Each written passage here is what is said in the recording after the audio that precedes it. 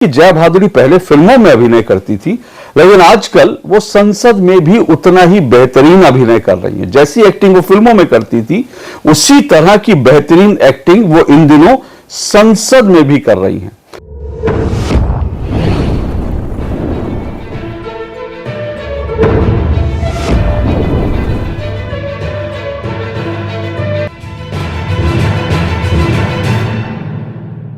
अक्सर लोग कहते हैं कि जया बच्चन उर्फ जया भादुड़ी बहुत बेहतरीन अदाकारा थीं। मैं कहता हूं कि जया बच्चन बहुत बेहतरीन अदाकारा थी नहीं, बल्कि बहुत बेहतरीन अदाकारा हैं। हमने जया बच्चन यानी उर्फ जया भादुड़ी को पहले हमने गुड्डी, मिली, शोले ऐसी ना जाने कितनी फिल्मों में उनकी बेहतरीन अदाकारी देखी है। हम सब लोग उनकी अदाकारी के फैन रहे होंगे। जिस तरह से एक चुलबुली एक लड़की की एक बहुत ही एक जो है कह सकते हैं कि एक बहुत ही सहज रूप से जिस तरह से अपने किरदार निभाती थी, उसको लेकर हम सब उनके प्रशंसक रहे हैं। लेकिन फर्क यह है कि जया भादुड़ी पहले फिल्मों में अभिनय करती थी, लेकिन आजकल वो संसद में भी उतना ही बेहतरीन अभिनय कर रही है। जैसी एक्टिंग वो फिल्मों में करती थी, उसी तरह की बेहतरीन एक्टिंग वो इन दिनों संसद में भी कर रही हैं। वो राज्यसभा की सांसद हैं और समाजवादी पार्टी की तरफ से उन्हें राज्यसभा में भेजा गया है, लगातार दूसरी बार भेजा गया है और उनकी एक्टिंग लगातार जारी है। अब उनकी एक्टिंग का नमूना उन्होंने पिछले दिनों दिखाया। उनकी एक्टिंग का नमूना कब देखने को मिला? दरअसल जब दिल्ली में जिस तरह से एक कोचिंग सेंटर में पानी भर गया और उसके बाद 3 स्टूडेंट्स की दर्दनाक वहां मृत्यु हुई, उस मुद्दे पर बोलते हुए राज्यसभा में जब सभापति ने उनका नाम बुलाया, जया अमिताभ बच्चन, तो एकदम से जया भादुड़ी भड़क उठी और उन्होंने खड़े होकर जो चेयर पर थे उपसभापति, उनको ज्ञान दे दिया, लंबा चौड़ा ज्ञान दे दिया कि यह क्या बात हुई, मेरा नाम जया बच्चन सिर्फ था, जया अमिताभ बच्चन मेरा नाम लेने की क्या जरूरत है? मैं जया बच्चन हूं, जया अमिताभ बच्चन नहीं हूं। क्या मर्द के बिना, क्या पति के बिना औरत की कोई पहचान नहीं है? कितनी बड़ी नारीवादी नेता है, सोचिए। उन्होंने बिल्कुल अमिताभ बच्चन को एकदम दरकिनार करते हुए कहा, अमिताभ बच्चन कौन होते हैं? मेरी अपनी पहचान है। ठीक है भाई, बिल्कुल ठीक है, आपकी अपनी पहचान होनी चाहिए। लेकिन ये उन्होंने जो कुछ कहा था, ये दरअसल असलियत से दूर था और महज एक्टिंग थी। ये एक्टिंग क्यों थी, ये मैं आपको बताता हूं। पहले जरा सुनिए जया भादुड़ी बच्चन को कैसे वो सभापति पर भड़क उठी सिर्फ उनका नाम जया अमिताभ बच्चन लेने पर। सुनिए। श्रीमती जया अमिताभ बच्चन जी, प्लीज। सर सिर्फ जया बच्चन बोलते तो काफी हो जाता। यहाँ पूरा नाम लिखा था इसलिए मैंने रिपीट किया।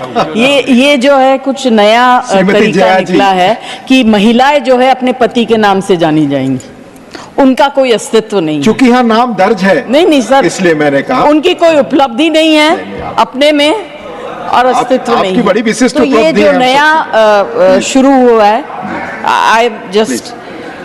तो जया अमिताभ बच्चन इस बात पर भड़क गई कि उनका नाम जया बच्चन क्यों नहीं कहा गया, जया अमिताभ बच्चन क्यों कहा गया, अमिताभ उनके नाम में क्यों लगाया गया, क्योंकि ये तो महिलाओं का अपमान है। लेकिन सच जानते हैं क्या है? सभापति ने कहा, उपसभापति जो चेयर पर थे, उन्होंने कहा, हरवंश जी, उन्होंने कहा कि भाई आपका नाम ऐसे ही लिखा है, इसलिए मैंने ऐसा पढ़ा। उन्होंने फिर भी कहा कि नहीं, ऐसा क्यों, मेरा नाम इस तरह से क्यों बोला जा रहा है? जबकि सच ये है कि जया भादुड़ी उर्फ जया बच्चन ने जो राज्यसभा का जब सदस्य उनको चुना गया था, जब वो राज्यसभा के लिए उन्होंने नॉमिनेशन भरा था, उस नॉमिनेशन के अंदर उन्होंने अपना जो नाम है वो जया अमिताभ बच्चन लिखा था। यानी संसद के रिकॉर्ड में जया बच्चन का पूरा नाम जया अमिताभ बच्चन है। ये उन्होंने खुद जो एफिडेविट भरा था उस एफिडेविट में लिखा था।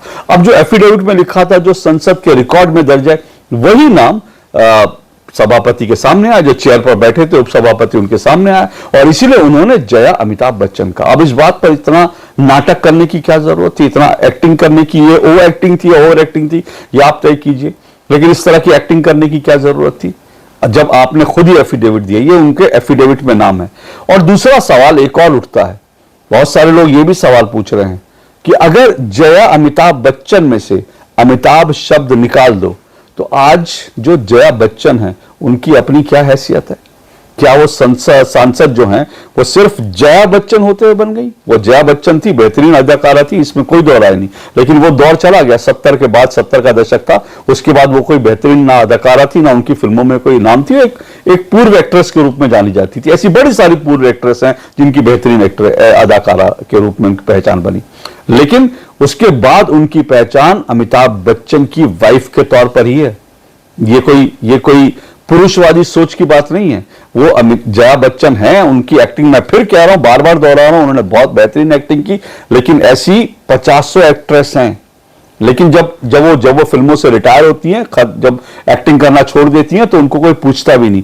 लेकिन जया बच्चन को इसलिए पूछा जा रहा था क्योंकि उनके नाम में भादुड़ी हटकर बच्चन लग गया था, और उनके जो पति हैं अमिताभ बच्चन, वो आज भी सुपरस्टार हैं, और इसलिए आज भी उनका जलवा, और इसलिए अमिताभ बच्चन के चलते जया भादुड़ी की भी आज भी पूछ होती है।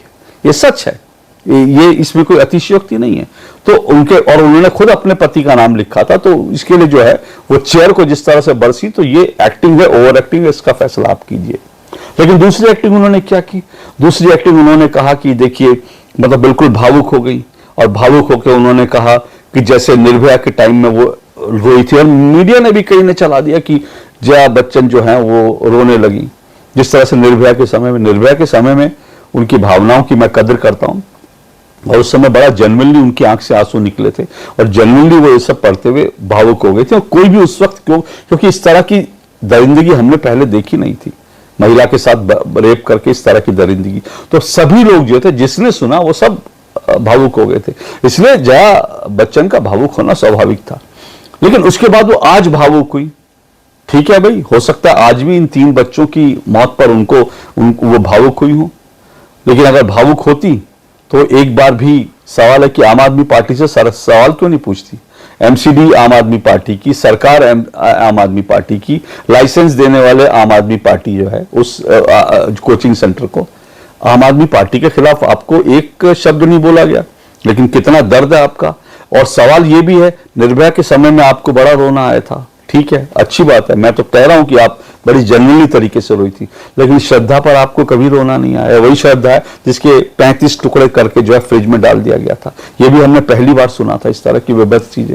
बहुत सारे लोग रोए थे ये सब सुन करके, कैसे एक गर्लफ्रेंड के जो है अपने टुकड़े जो है, आफताब यही नाम है जिसके कारण जो है जया बच्चन को रोना नहीं आया, क्योंकि आफताब ने श्रद्धा के 35 टुकड़े करके उसको फ्रिज में डाल दिया था निर्दयता के साथ, क्योंकि वो आफताब था। तो आफताब के जुर्म पर, अब्दुल के जुर्म पर उनको कभी जो है रोना नहीं आता, क्योंकि उनका जुर्म नहीं होता जया बच्चन भादुड़ी के लिए। तो ये डबल स्टैंडर्ड है। इसलिए मैंने कहा वो एक्टिंग आज भी जारी रखे हुए हैं कि किस तरह से उन्होंने 3 बच्चों की मृत्यु पर जो है एक्टिंग करने की, दिखाने की कोशिश की, लेकिन कभी श्रद्धा पर उन्होंने एक शब्द नहीं बोला। संदेश खाली पर उनका एक शब्द आया, सुना आपने? संदेश खाली में उनका एक शब्द नहीं आया। पश्चिम बंगाल के अंदर जब महिलाओं को राजनीतिक कारणों से उनको रेप किया जा रहा था, एक दादी की उम्र की महिला का रेप किया गया उनके पोते के सामने, छोटे से पोते के सामने, तब जया बच्चन ने एक शब्द बोला, उनको रोना नहीं आया। बल्कि वो क्या कहती हैं? वो कहती है कि मैं तो फैन हूं। किसकी? वो कहती हैं कि मैं ममता बनर्जी की फैन हूं, कि कितने अत्याचारों से ममता बनर्जी लड़ रही हैं। ये जया बच्चन ने कहा था।